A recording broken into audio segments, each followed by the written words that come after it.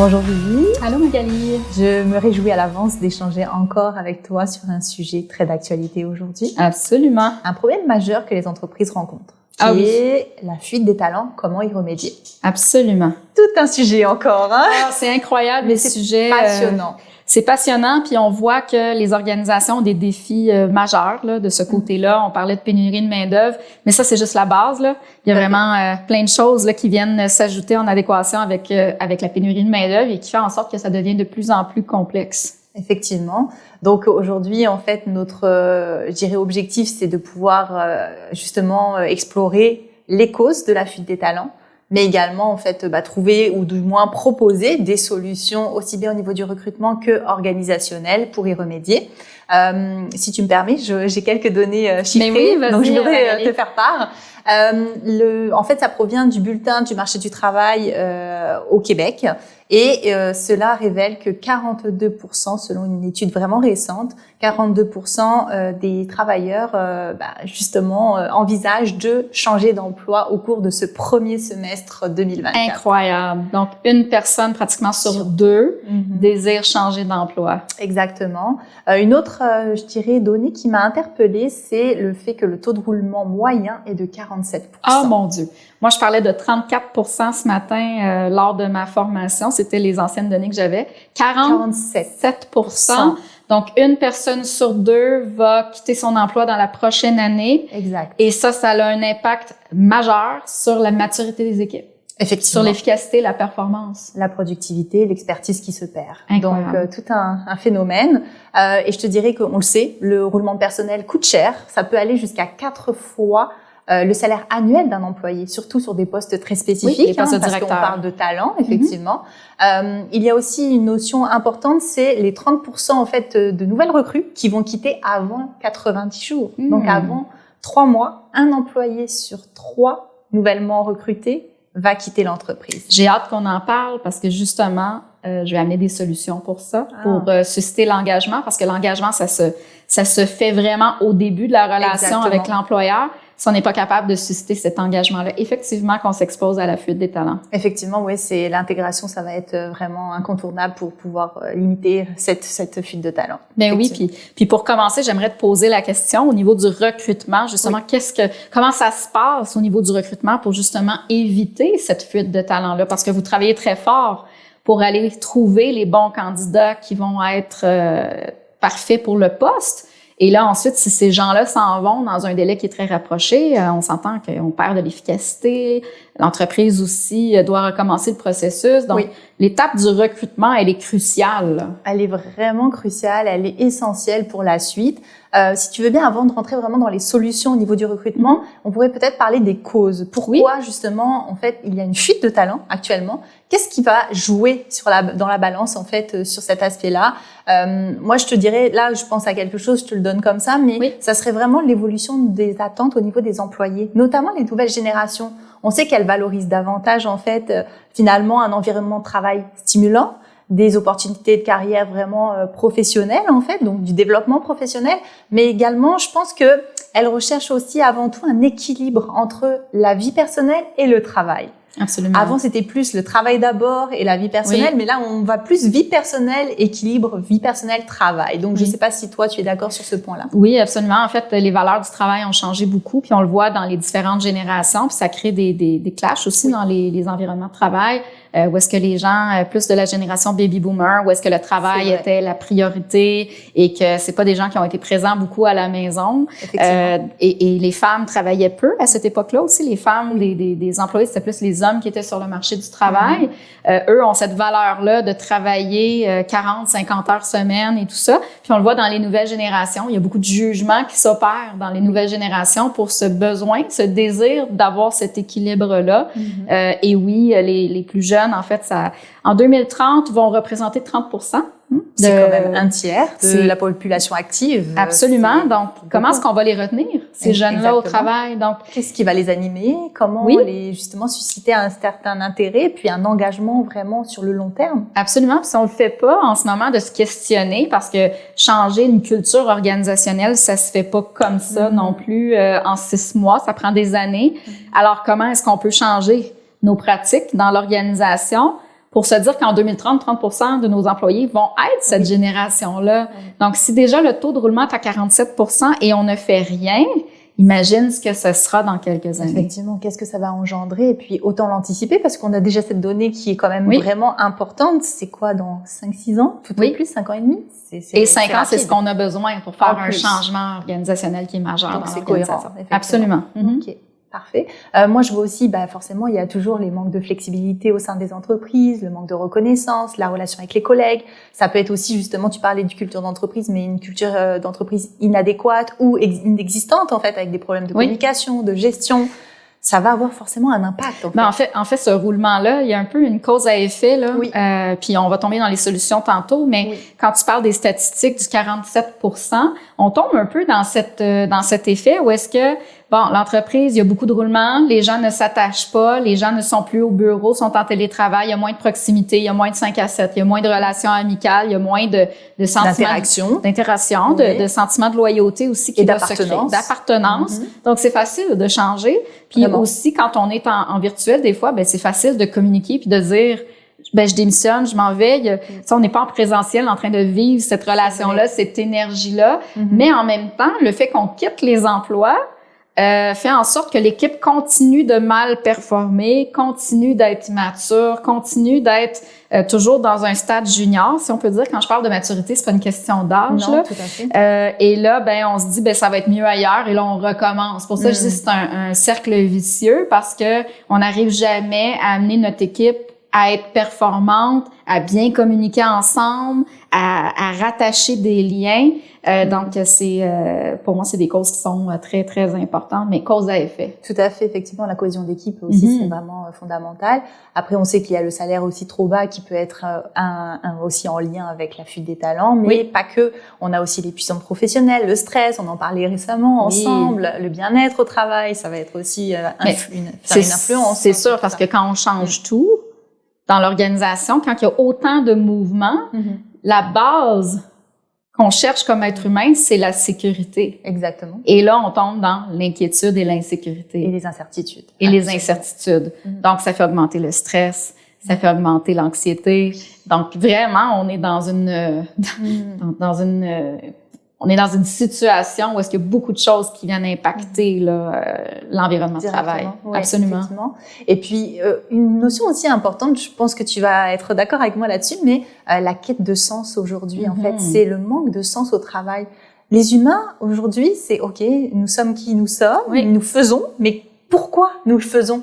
Donc, la quête de sens va être vraiment aussi important et peut-être que c'était pas le cas, peut-être 20, 30 ans en arrière. Pas du tout. Puis moi, aujourd'hui, on le sent.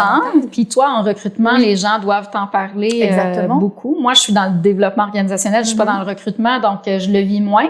Mais il y a quelques années, déjà, on sentait ça. Je coachais des jeunes gestionnaires qui venaient me voir, qui me disaient, moi, j'ai le goût de travailler pour une entreprise qui a un impact, qui va faire en sorte qu'on va faire des choses, des changements. On sent ce désir d'avoir une mission plus grande que juste exécuter le travail. C'est vraiment ça, la mission. La mission. On trouve, il faut chercher sa mission finalement, c'est une mission professionnelle. On a une mission de vie, mais ça comprend aussi le côté effectivement au niveau professionnel. Donc effectivement, c'est à peu près toutes les causes qui font que les employés se sentent un petit peu démobilisés, désengagés, et donc qui font que effectivement ça les pousse à partir. Au niveau des solutions, je te dirais au niveau du recrutement, oui, on a plusieurs aspects qui vont rentrer en ligne de compte. On va mettre vraiment déjà l'emphase sur le fait d'avoir une stratégie de marque employeur forte. Donc, ça va être développer une marque employeur justement assez attrayante, suffisamment attrayante, qui va mettre l'accent sur les avantages, la culture d'entreprise, les opportunités de carrière en fait par la suite. On va revenir aussi sur des fondamentaux comme la communication, donc la communication claire et transparente. C'est-à-dire qu'il va falloir s'assurer que la communication tout au long du processus de recrutement soit ouverte et transparente avec les candidats pour créer le climat de confiance dont on a besoin entre l'entreprise et le candidat au préalable, mais également en fait au niveau des attentes. Donc communiquer clairement les attentes pour le poste, les attentes de l'entreprise envers le futur employé, mais je dirais aussi tout ce qui est lié au processus de recrutement. Donc, être transparent, dire effectivement les étapes suivantes sont celles-ci. Et puis, en fait, ça va éviter justement de créer des malentendus qui vont créer de la déception chez les candidats. Absolument. Moi, j'ai une question pour toi. Est-ce que justement, dans le contexte où est-ce qu'on est rendu, tu sens qu'on doit agir plus vite au recrutement? Parce qu'avant, on voyait là, des deuxième, troisième entrevues, on voyait un processus se faire sur pratiquement 1 mois et demi. Est-ce que c'est toujours le cas parce que les talents sont plus rares? Donc, est-ce qu'on doit aller plus vite? Alors ça, c'est vraiment sur quoi on travaille fort avec nos entreprises partenaires qui nous mandatent pour le recrutement parce que c'est un enjeu. Donc c'est vrai qu'on a tendance un peu à les presser parce qu'effectivement, si on n'a pas de retour dans les 48 heures, il se peut qu'effectivement le talent ait trouvé autre chose. Donc parfois il y a vraiment je dirais comme une interaction qui est vraiment positive en amont entre le candidat et l'entreprise. Lors d'une entrevue, une fois que nous on a fait tout le processus, ils vont en bout de ligne effectivement rencontrer le client, donc la future entreprise selon laquelle justement le candidat peut être embauché. Et à ce moment-là, en fait, on est vraiment on demande une réponse en fait. Est-ce que c'est favorable, pas non favorable, peu importe, mais que ce soit constructif pour pouvoir l'annoncer clairement à notre candidat. Parce que si c'est favorable, on en a beaucoup justement qui trouvent d'autres emplois en cours de route ou d'autres opportunités du moins. Qui correspondent à leur recherche. Oui. Donc, rien que le fait qu'une entreprise aille sur une réponse rapide ou non, déjà, ça envoie un élément fort au candidat. Est-ce que, donc, le jour où je suis embauchée par cette entreprise, est-ce qu'on va répondre justement à mes attentes, c'est-à-dire ou mes questionnements éventuels? Est-ce qu'on va être à l'écoute? Est-ce qu'on va y répondre? Est-ce qu'on va prendre le temps? Est-ce qu'on va être réactif par rapport à ça? Donc, c'est ça. C'est tout ça qui fait que c'est pas toujours évident, effectivement, mais on essaie vraiment de sensibiliser nos partenaires en ce sens parce que c'est crucial. Vraiment, comme tu le dis, en fait, aujourd'hui, on veut pas passer à travers parce qu'on sait qu'il y a une rareté, non pas de la main-d'œuvre, mais une rareté des talents. Parce qu'on a forcément, je veux dire, une certaine main-d'œuvre, mais qui n'est pas forcément celle habilitée à occuper des postes très spécifiques. Et aujourd'hui, c'est notre réalité. On a des postes très, très spécifiques, justement, à pourvoir. On voit disparaître un peu plus les postes d'entrée pour Absolument. des postes plus spécialisés, des postes plus spécifiques ou avec des compétences plus élargies également. C'est ça, avec des diplômes aussi particuliers, un savoir-faire, de l'expérience aussi. Donc l'expérience, ça se crée au fur et à mesure et des années qui passent, mais c'est vrai qu'il faut trouver vraiment spécifiquement le besoin et répondre avec les profils adéquats. Ah, c'est certain. Puis j'imagine que si le processus de recrutement est trop long aussi, on peut peut-être faire se confronter au phénomène de ghosting. Donc on engage quelqu'un puis il se présente pas. Exactement, ça arrive, je dirais, de temps en temps, pas encore trop régulièrement, mais tout va vite en fait. Et c'est vrai que des fois, certains candidats signent le contrat, mais ne se présentent pas le lundi. Donc ça arrive encore, on sensibilise nos candidats tant du côté entreprise, mais aussi candidats. Mais ça peut arriver effectivement. Donc à ce moment-là, est-ce qu'il y a des recours, Julie? Est-ce que tu sais si c'est possible? Oui, absolument. En fait, c'est méconnu puis c'est peu utilisé, mais l'employeur qui a un contrat de travail signé avec un employé qui a un phénomène de ghosting pourrait être poursuivi. Cet employé-là pourrait être poursuivi par l'employeur. Bien sûr, c'est une pratique qu'on voit peu, mais il y a quand même ce risque-là qui s'expose et je pense que les gens ne sont pas au courant de ça. C'est vrai. Donc, on pense toujours aux normes du travail, donc la responsabilité de l'employeur envers l'employé, mais l'employé qui s'engage dans un contrat de travail a aussi une responsabilité. Il pourrait y avoir des poursuites de ce côté-là. Donc, ça existe. Ça existe. Oui, absolument. Important. OK, parfait. Écoute, moi, je te dirais au niveau après recrutement, ce qu'on peut conseiller aussi, c'est toujours d'évaluer de façon vraiment approfondie les compétences, donc les compétences techniques, mais également l'adéquation culturelle. Parce que les deux, l'un ne va pas sans l'autre, surtout pas aujourd'hui, en fait, à l'heure à laquelle on en parle. Ah, oui. C'est intéressant de se dire qu'on va sélectionner des candidats qui vont répondre et qui vont être concordants tant pour le poste, mais que pour l'environnement de travail. Cela va réduire vraiment les risques de rotation rapide, liés à des mauvais ajustements, et puis tout ce que ça peut entraîner comme perte finalement au niveau des coûts. Oui, puis j'ai le goût justement de parler d'intégration dans le milieu de travail. Exactement. Donc, justement, quand on s'en va plutôt sur les solutions, donc qu'est-ce qu'on peut faire pour justement prévenir cette fuite de talent-là? Bien encore, aujourd'hui, on parle avec les organisations et souvent, le plan d'intégration est seulement lié à la formation à la tâche. Donc, on est encore dans cette culture-là où est-ce que les gens arrivent, on leur assigne leur poste de travail, on lit le guide de l'employé, on lui dit c'est quoi ses tâches et c'est ça. Bingo, on pense que l'employé est intégré. Donc, il y a beaucoup de travail à faire du côté de l'intégration parce que tu disais tantôt comment est-ce qu'on fait pour susciter l'engagement. Donc, quel est notre plan d'intégration pour faire en sorte que cette personne-là va sentir qu'elle appartient à quelque chose d'incroyable, de le fun, tu sais, avec la cause sociale et ainsi de suite. Avec le reste de l'équipe, justement. Oui, on est un peu comme dans la grande séduction. C'est vraiment dans les 2 premières semaines qu'on va se faire cette première idée-là de la culture à laquelle on est exposé. Donc là, comment est-ce qu'on va faire justement pour créer ces liens-là? Mettre le temps nécessaire. Donc, c'est là qu'il faut aussi évaluer j'ai combien de temps à dédier à mon programme d'intégration pour s'assurer, dans le fond, de créer ce relationnel-là. Quelles activités est-ce que je vais organiser? Comment est-ce que je vais mettre mes gens ensemble en considérant la réalité du télétravail aussi pour qu'on puisse justement créer cette appartenance-là, que la personne dise « c'est donc bien le fun de travailler ici ». Parce que si c'est le fun, ça fait partie des 4 premières raisons pour lesquelles on va vouloir rester en emploi. Donc, on peut avoir des grands défis, on peut avoir une organisation qui a changé beaucoup, mais ce qu'on veut, c'est rentrer au travail le matin dans un environnement qui est positif, dans un environnement dans lequel on sent qu'on peut faire une différence. Tu parlais de la fameuse mission. Et nous, comme gestionnaires, comme employeurs, c'est ça qu'on doit se poser comme question. Comment je crée ça, cette synergie-là? Effectivement, c'est un des points intéressants. Ce que l'on fait, nous, du côté de Synergy Hunt avec l'équipe, en fait, c'est une fois, effectivement, le candidat placé, on fait un suivi précis lors de son intégration. Malgré qu'effectivement, normalement, c'était plus de notre ressort, mais on le fait volontiers parce que on veut justement s'assurer aussi bien du côté du candidat que de l'entreprise que la satisfaction est là et surtout favoriser la rétention sur le long terme parce qu'en bout de ligne, c'est ce qu'on souhaite.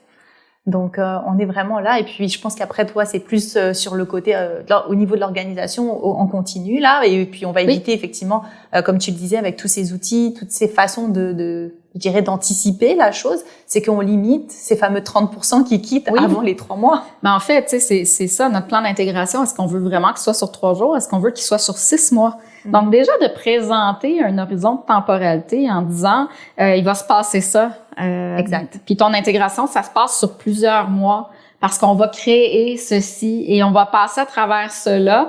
Parce qu'on peut pas tout faire là, dans les premiers jours. Donc, il faut mettre la personne à la tâche. C'est sûr, on a un souci si on l'a engagée, c'est parce qu'on avait besoin d'elle. Exactement. Mais si on ne fait que se concentrer sur la tâche, c'est là qu'on l'échappe. Effectivement. Donc, on n'a pas réussi à créer cet effet d'appartenance-là. Puis, tu sais, c'est quoi le kit de départ d'un employé? Tu sais, est-ce qu'on va donner, justement, tu parlais de marque employeur tantôt, est-ce qu'on va aller donner un t-shirt, une casquette, une tasse, son kit de t'appartient à nous, là, tu sais, t'appartiens à l'entreprise, t'as le logo de brodé qui fait que tu fais partie de cette famille-là.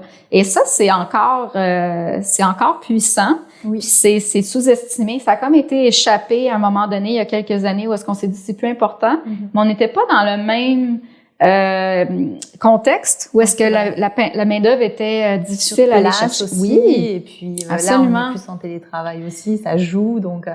Mais c'est vrai que tu as raison, ça se perd alors que c'est vraiment basique. Mais en fait, c'est l'expérience employée. Exact. Donc, la marque employeur plus l'expérience employée. Tu dis l'expérience employée, tu vois, et puis avant, il y a l'expérience positive du candidat, du coup, aussi. Où là, il va falloir vraiment penser à mettre en place et s'assurer qu'on ait un processus de recrutement efficace, une communication proactive, des interactions respectueuses et aussi, je dirais, justement, des rétroactions constructives tout au long du processus. Donc, rien que ça, après, effectivement, l'expérience positive du candidat devient l'expérience positive de l'employé, logiquement, si on tient compte de tous ces éléments-là. Absolument.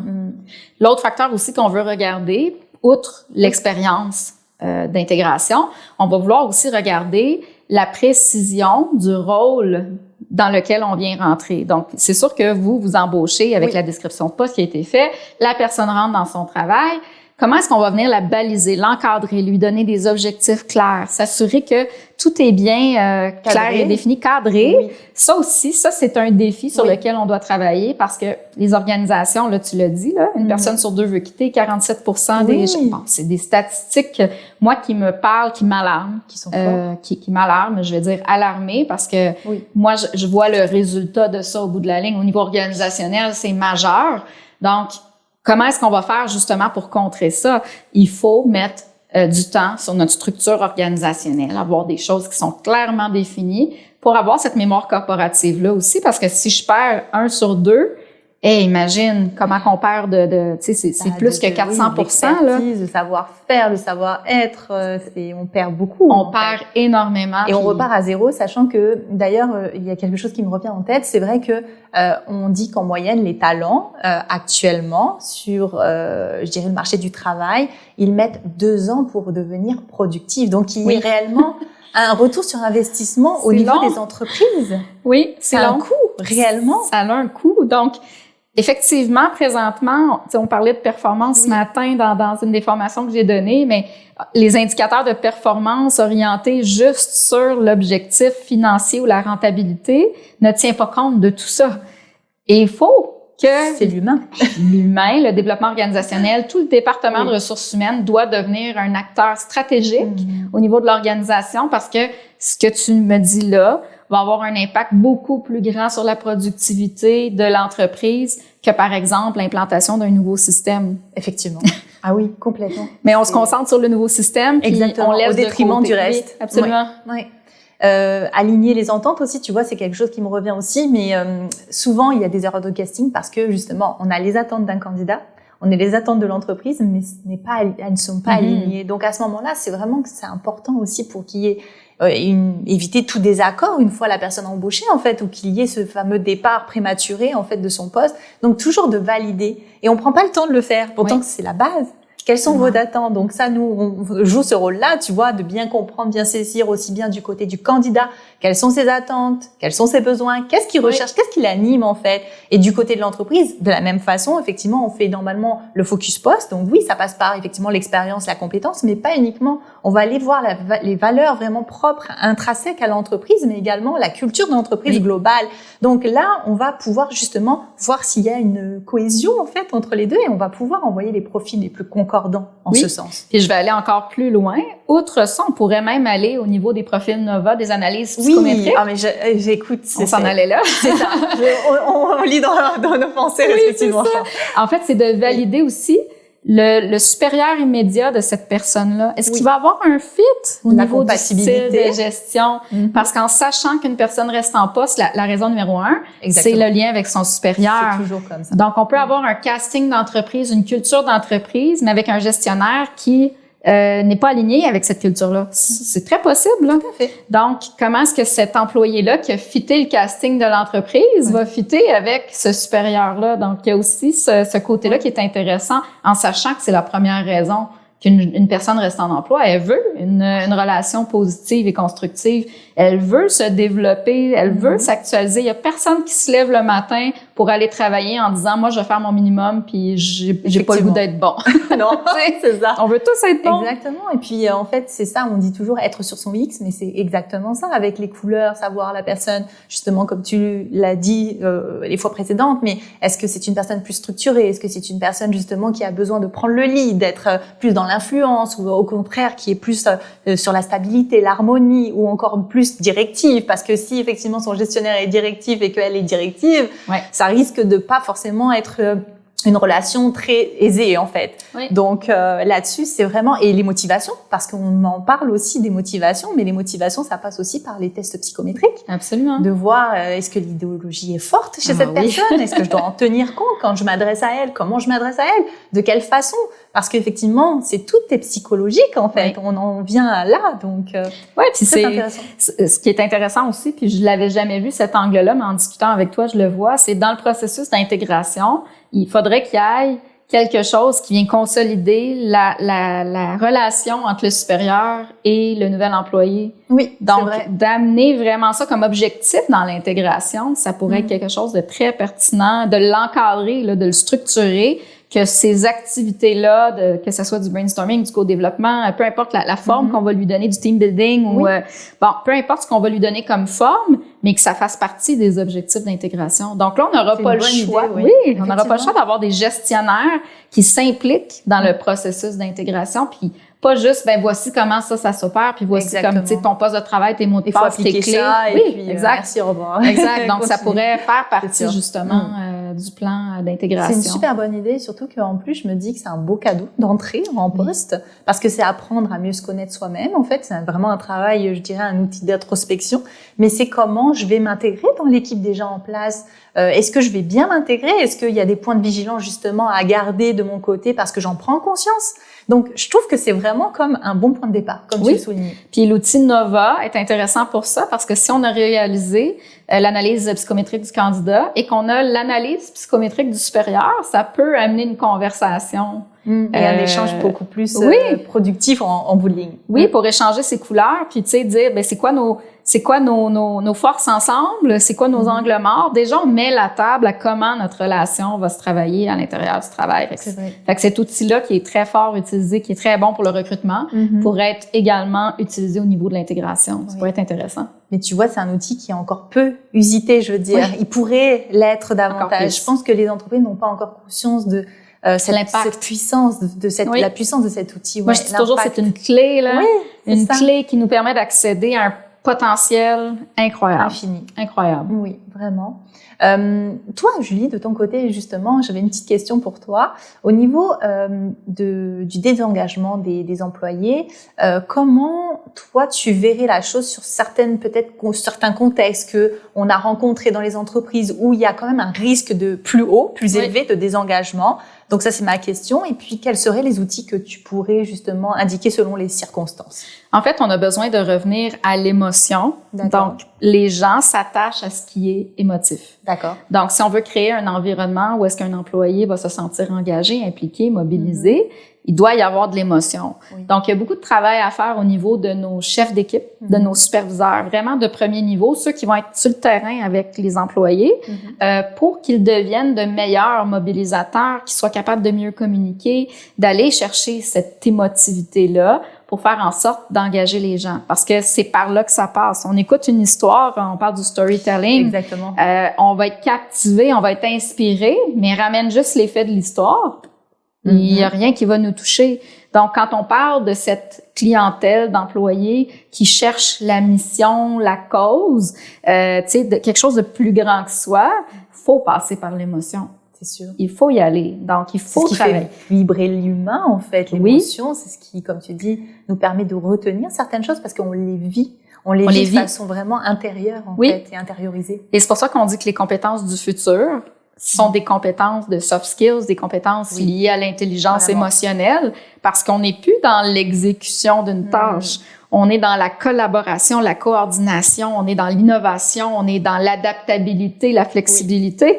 Donc, on touche à tous ces angles-là. Donc, pour moi, la clé est vraiment au niveau du développement de nos gestionnaires, là, qui sont directement, tu sais, qui ont beaucoup de gens sous eux, là. Il faut travailler de ce côté-là pour les développer, puis que ça devienne une expérience que de travailler là. Quand on parle de Google, là, tu sais, tout le monde parle de Google. Moi, je suis jamais allée chez Google, mais il paraît que l'expérience est incroyable. Puis elle est tellement incroyable qu'on en parle partout. Effectivement. C'est la marque employeur. La marque employeur.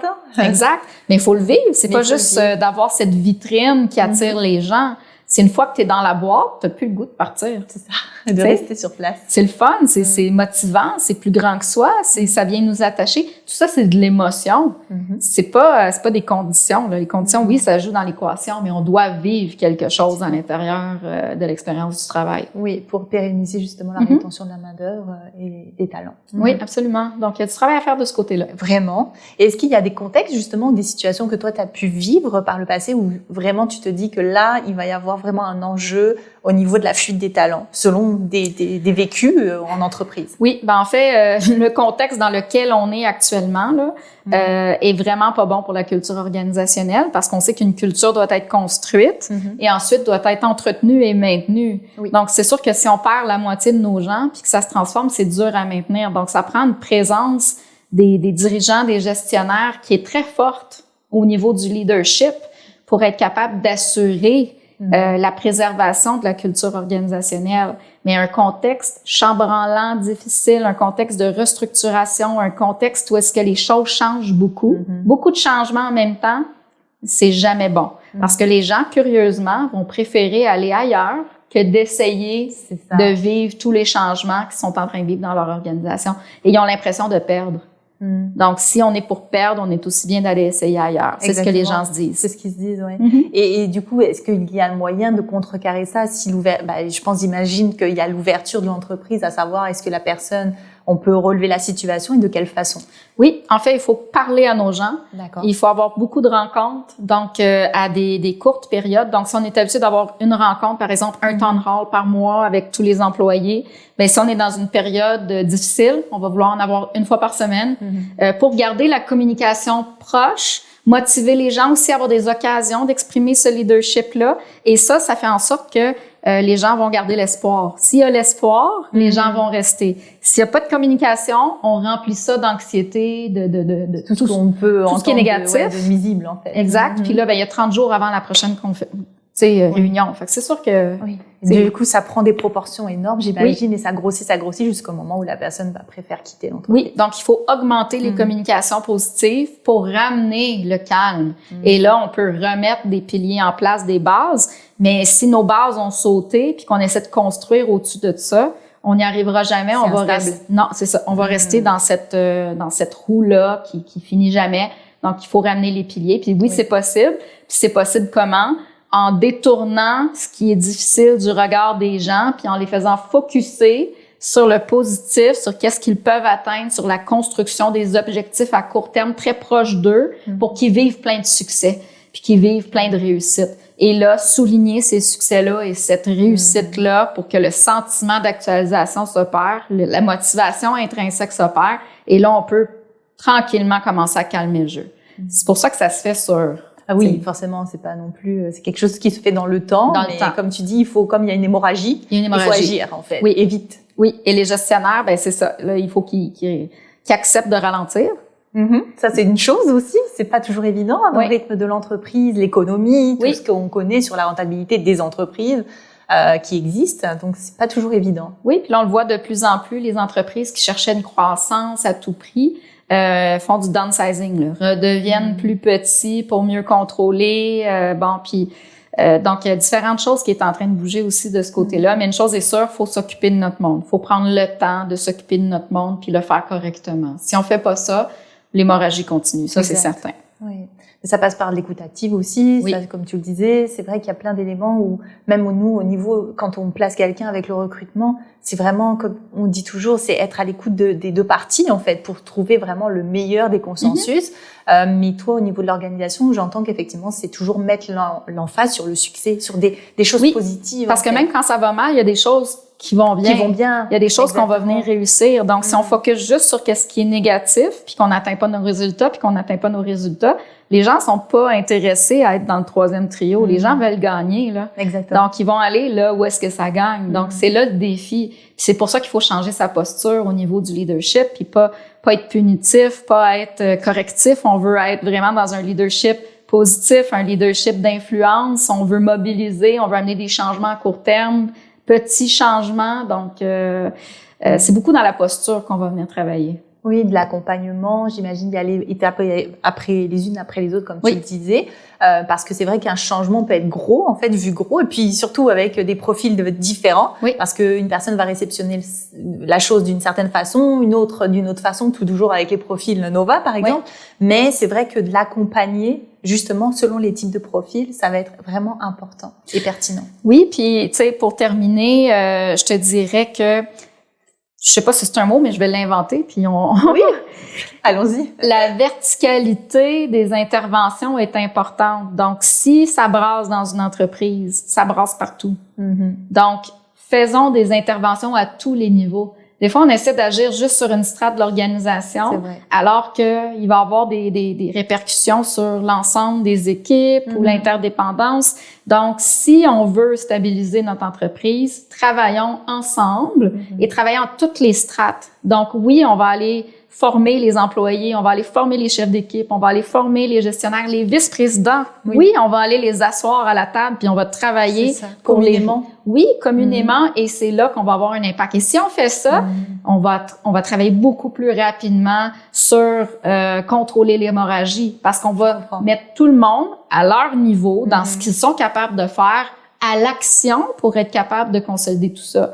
Mais c'est certain que tant aussi longtemps qu'on ne regardera pas le roulement, toutes ces statistiques-là, il faut les regarder, il faut être conscient et là, prendre des actions, vraiment mettre l'approche de ressources humaines au cœur des orientations stratégiques. On a besoin de faire ça aujourd'hui. C'est vraiment ça. Donc, c'est bien résumé.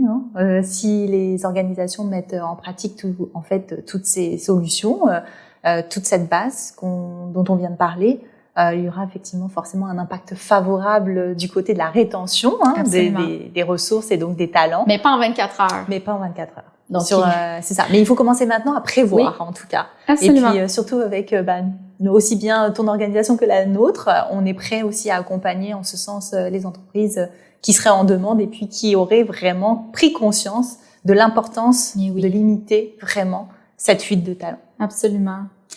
Merci. C'est toujours intéressant. Vraiment. Puis, je pense qu'on pourrait parler pendant des heures. Donc, oui, absolument. Donc, merci pour ton temps aujourd'hui. Merci à toi. Puis, hâte de te revoir déjà pour la prochaine thématique. Également. À bientôt. À bientôt.